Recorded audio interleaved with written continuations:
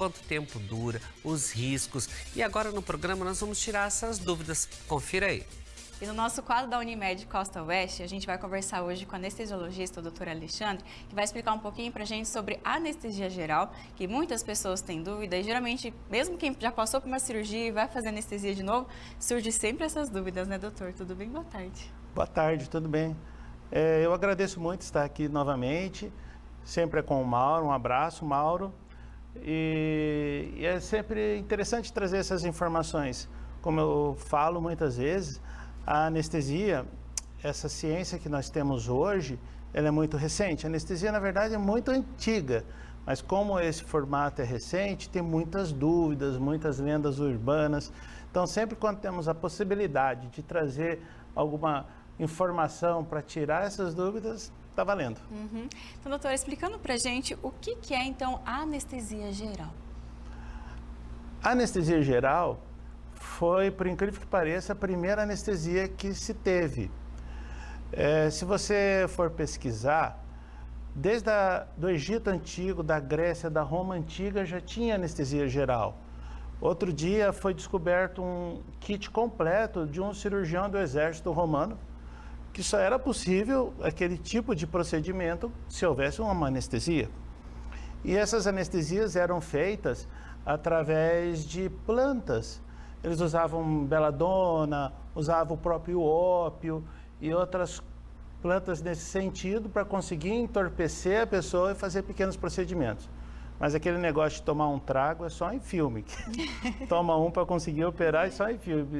Ali não, é a forma como acontece. A anestesia geral hoje já não é mais nessas plantinhas, é uma tecnologia muito avançada, uma farmacologia muito avançada, em que nós enganamos o cérebro, para falar a verdade. Muitos pacientes chegam no consultório perguntando se a gente desliga o cérebro. Não, não desliga. Tirando uma licença poética para poder dizer, nós enganamos. Nós fazemos o cérebro pensar que está dormindo. Nós fazemos ele pensar que não está sentindo dor, através de substâncias que conseguem bloquear esses estímulos. São bloqueios que induzem a uma coisa, falando mais tecnicamente. Mas para o cérebro é como se ele estivesse dormindo, então a gente engana ele. Doutor, existem diversos tipos de anestesia geral ou quando a gente fala é uma só? Não, anestesia geral é uma classificação. Tem vários formatos de anestesia dentro dela. Isso garantindo a qualidade e a segurança necessária para o paciente e para o cirurgião. Nós temos, a grosso modo, 4 formatos de anestesia geral, que é uma anestesia geral venosa, que é uma anestesia geral inalatória, uma mista e uma sedação, digamos assim. E doutor, como que ela é feita, a anestesia geral? Ela varia conforme esses tipos, então? Ela é meio autoexplicativa nessa classificação que eu dei. A endovenosa, ela é feita simplesmente com o soro pela veia do paciente. Ela é mais utilizada para se fazer exames diagnósticos, pequenos procedimentos que você procura só um conforto. A inalatória é simplesmente através de uma inalação em que induz o sono. Ela é mais conhecida, o pessoal chama de cheirinho, que é mais indicado para as crianças, que a gente quer evitar pegar uma veia, criar um trauma, o medo da picada. Então a gente induz a anestesia através da inalação. E muitas vezes fica só na inalação. Tem a mista, que é a mistura das duas, que é o que acontece na grande maioria das cirurgias, principalmente nos adultos, e a sedação. A sedação também é feita pela veia, mas a ideia dela são pequenos procedimentos. É aquilo que eu estava falando, fazer um exame, fazer algo com uma anestesia local, buscando o conforto do paciente. E doutor, é verdade que na anestesia geral tem que entubar esse paciente ou não é bem assim? Mais ou menos. Quando nós falamos em anestesia geral para cirurgia, a grande maioria é entubado, algo em torno de 90%. E isso faz parte da técnica, não tem mistério nenhum. Quando nós fazemos uma anestesia para um exame, É o contrário. A grande maioria dos pacientes não são intubados. São pouquíssimos casos. Mas essa dúvida da intubação é muito comum no consultório devido às informações que chegaram à população na pandemia. Na anestesia, como eu falei, para uma cirurgia, sempre foi intubado. É um pré-requisito tanto de segurança como da técnica da anestesia. Só que ninguém se percebeu disso. Como teve muito comentário na pandemia, foi criada uma imagem de gravidade, de dificuldade, pacientes graves, o pessoal ficou assustado. Mas a gente explica no consultório, não, é parte da técnica. Muitas vezes o paciente já foi entubado e nem sabe, olha só, você foi, tudo bem tranquilinho. Mas sim, é intubado pela segurança, não tem como. E doutor, essa intubação é aquele negócio que o cano vai para uma máquina que respira pela gente? Como que é? Porque a gente que é leigo nesse assunto fica até se perguntando como é que é. E como você falou, na pandemia também surgiu muitas informações erradas sobre isso também. Quando a gente fala da anestesia, a intubação tem duas razões diferentes, mas trabalham juntas. A primeira razão é que quando nós fazemos a medicação da anestesia, ela na verdade é um coquetel, não é um só remédio.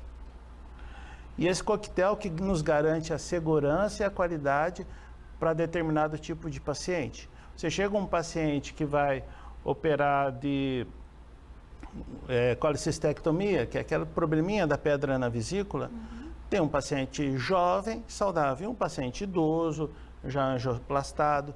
Então, com esse coquetel, nós conseguimos moldar a segurança. Dentro desse coquetel, tem uma medicação que é o relaxante muscular. Não aquele de farmácia, é um de cirurgia. E quando ele está funcionando no organismo, a pessoa não consegue respirar por conta. Então, tecnicamente, é obrigatória a intubação para que ele consiga respirar nesse formato de anestesia. Outra situação que é importantíssima essa intubação, porque o local da intubação é a traqueia, é por onde nós respiramos. Logo atrás da traqueia tem um esôfago, que é a continuação da garganta para o estômago, que é por onde nós engolimos. Então é como se tivéssemos dois canais no pescoço. Na anestesia pode acontecer de ter um refluxo do estômago e isso ir para o lugar errado e para parar dentro da traqueia. Então, enquanto a traqueia estiver entubada, mesmo se tiver um acidente de refluxo, está tudo protegido. O pulmão da pessoa está totalmente protegido. Então, é tanto pela respiração quanto pela proteção. Nos pacientes de UTI, é justamente porque eles estão muitas vezes no coma induzido. E nesse coma induzido, da mesma forma, precisa que a máquina auxilie na respiração. E doutor, no caso das cirurgias, existe então casos de a pessoa na anestesia geral não acordar mais? Ou como que é feito para acordar? Porque isso acho que é, assim, 100% dos pacientes que chegam lá para ti devem perguntar, né? Sim, muitos. Bom, a anestesia, apesar de todo esse parte mística e lendária que ela tem, no fundo é uma medicação, como qualquer outra. Acabou o efeito, a pessoa acorda, não tem mistério. Ah, porque nunca mais acordou da anestesia? Olha, então aconteceu outra coisa, porque a anestesia é só um remédio, não tem como acontecer isso. Inclusive, nós temos algumas categorias de medicações chamadas antagonistas, que são justamente, digamos, os antídotos da anestesia. Então, vamos supor que uma cirurgia acabou mais rápido do que o previsto, e algumas medicações não perderam o efeito ainda, e está na hora de acordar o paciente. Neste caso, a gente usa o antídoto, o antagonista. Corta o efeito e a pessoa acorda. Então, não tem essa situação de não acordou mais. Isso é uma lenda bem corriqueira. E nesse acordar, o paciente vai acordando normalmente, doutor? Ou às vezes tem que chamar, assim, o paciente, o nome dele ou não? Tranquilamente ele vai voltando? Vai voltando. Claro que cada cirurgia, cada situação tem uma história diferente. Mas tem uma medicação que nós usamos muito hoje, que ela induz um sono muito fisiológico. Então, é tão fisiológico que a pessoa sonha. É muito engraçado. Tem horas que a pessoa acorda da anestesia. Nossa, doutor, estava sonhando. Foi um sonho tão legal. Não é consciência inadvertida, é sonho. Ela conta que estava viajando, que estava... É muito interessante, é muito interessante.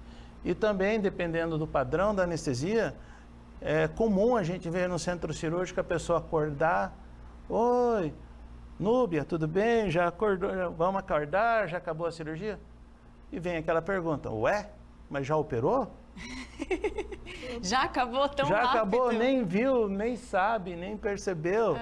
Então, o conforto da anestesia hoje ficou muito grande mesmo. E bom isso, né, doutor? Porque a medicina, a tecnologia vem avançando muito para trazer mais essa segurança e mais essa tranquilidade também para o paciente, né? A parte da anestesia em específico é uma ciência da medicina que evolui muito, porque ela é totalmente baseada em tecnologia e farmacologia.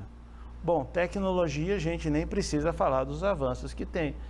Todo ano, técnicas novas, aparelhos novos, inteligência artificial, tudo ajudando a gente. E a farmacologia tem a competição natural entre os laboratórios que fabricam anestésicos. Então, todo ano são drogas novas, medicações novas, visando o conforto, a segurança, e com isso são grandes saltos de qualidade de um ano para o outro. E doutor, mesmo com isso, a anestesia geral ela ainda tem alguns riscos ou a gente pode descartar totalmente? Descartar não tem como. O risco é inerente à vida, não tem como. Quem brinca com a bolsa, então, sabe como que é, né? Mas, assim, a anestesia tem seus riscos, mas como eu estava te explicando, justamente devido a esse avanço tecnológico, avanço medicamentoso, essas possibilidades de coquetéis que nós misturamos medicações e isso traz uma qualidade melhor para o paciente, traz uma segurança muito grande mesmo. Antigamente, como era ruim essa qualidade, não eram medicações tão avançadas, a pessoa se preocupava muito com a segurança. Hoje a segurança se tornou inerente à anestesia.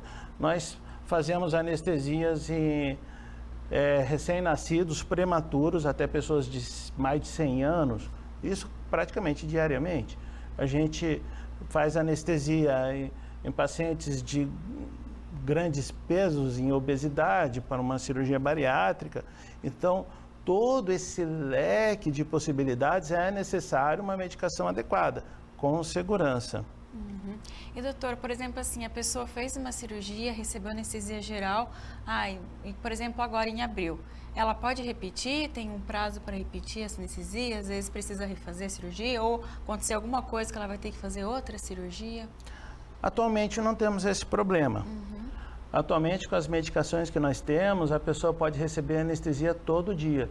Existem alguns tratamentos, por sinal, que é neste formato, todo dia uma anestesia para fazer um curativo, por exemplo, e no final do tratamento a pessoa vai embora para casa sem problema nenhum.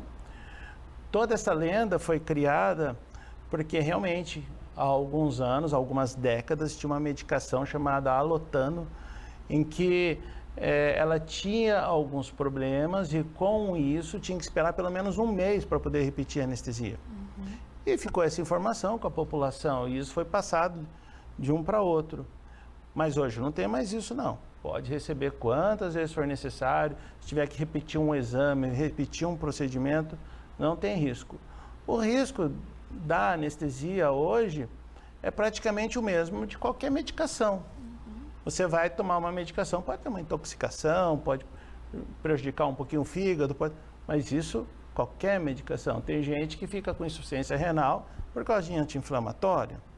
Então, toda medicação tem o seu viés, mas a anestesia não está nesse sentido, ela é bem mais tranquila. E doutor, tem alguém que não pode receber, pode ser alguma anestesia geral, que tem algum problema, ou isso também é outro mito? Não, isso é outro mito. O que acontece muito lá no consultório são pessoas que há décadas recebiam uma anestesia rudimentar, antiquada, que tinham seus problemas, como eu estava comentando, e aconteceu alguma situação naquele momento e ela recebeu essa informação: olha, você não pode receber anestesia nunca mais. Quando alguém chega falando isso, eu sempre brinco com eles. Na época que você recebeu essa anestesia, existia celular? Não. Existia internet? Não. Qual que era o carro da época? Del Rey. Se tudo isso evoluiu, a anestesia também evoluiu. Aquela anestesia, há décadas, ela nem é mais utilizada. Então, eu nem entro muito na questão do que aconteceu. Muitas vezes o paciente não sabe informar. Mas o fato é, hoje não existe isso. Como eu estava falando, nós fazemos anestesia de prematuros a centenários, nós fazemos anestesia de pessoas desnutridas até grandes obesos e sem problema nenhum. Tem anestesia, inclusive, que é para transplante cardíaco. Então, como dizer que a pessoa não pode receber anestesia? O que acontece, sim, são pacientes tão vulneráveis que chegam a nós, pacientes politraumatizados, pacientes que estão em septicemia, pacientes muito graves, e aí sim, pela própria instabilidade do paciente, pode infelizmente chegar a este ponto. Mas daí a dizer da anestesia, não, qualquer um pode receber. Tem anestesia para todo gosto. Doutor, então eu quero te agradecer por essas explicações tão valiosas que você passou